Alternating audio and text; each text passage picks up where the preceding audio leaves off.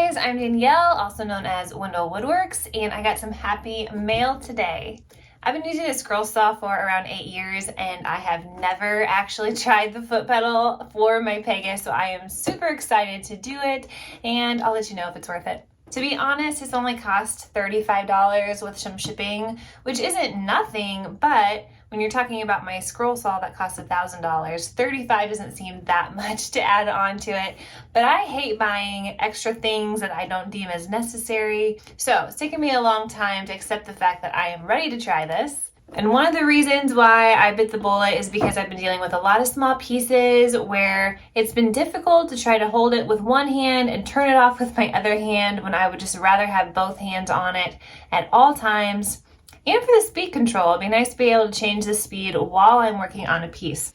So this is what the pedal looks like. This plugs right into the power source, and then my scroll saw is going to plug into this. And I'll stick it underneath and use my foot for the power.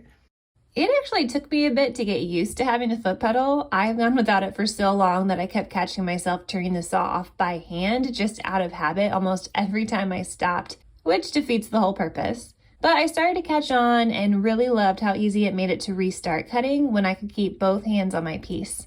I'll give you more of a review here in a second, but my main thoughts while I cut here were that if I could just remember that I didn't have to flip the button off by hand, this would be amazing during a fret piece work.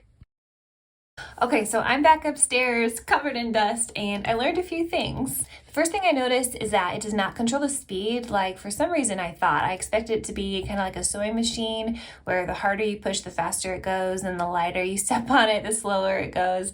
That's not the case. It's just connected to the speed dial that's on your scroll saw, so it'll just stay at that speed regardless of how hard or soft that you're pushing. Secondly, I started out by cutting down the giant sheet of MDF that I was working with. And it was really frustrating to have the foot pedal for that because I couldn't actually reach the foot pedal when I was carrying the huge sheet to cut down. So for bigger pieces, I probably won't keep it connected to the foot pedal.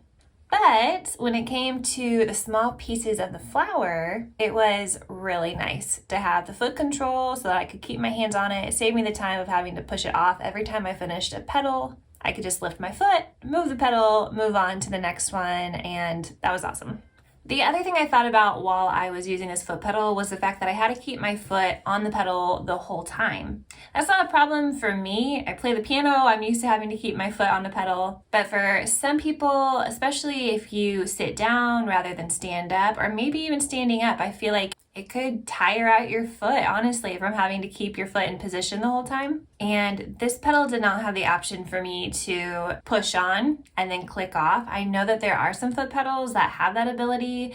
This one does not. So if you feel like you have calf issues or there's some reason why your leg would not handle being in that position the whole time, then maybe look into a foot pedal that just clicks on and you can just leave it like that, kind of like a cruise control button. All this to say, I'm still kind of on the fence about the foot pedal, and maybe it's just because I'm stubborn and I've been doing it one way for so long. It's kind of weird to introduce a new way. If you're asking whether it's a necessity, the answer is no. However, I think it really will be a nice thing for me to have, especially because I do a lot of intricate cutting. I think it will be a time saver for me, so I'm glad that I invested in it. I'm glad that I have it. I won't use it for larger pieces most likely, but definitely for the smaller intricate cuts and for the pieces I have that have a lot of cuts to them, I think the foot pedal is great.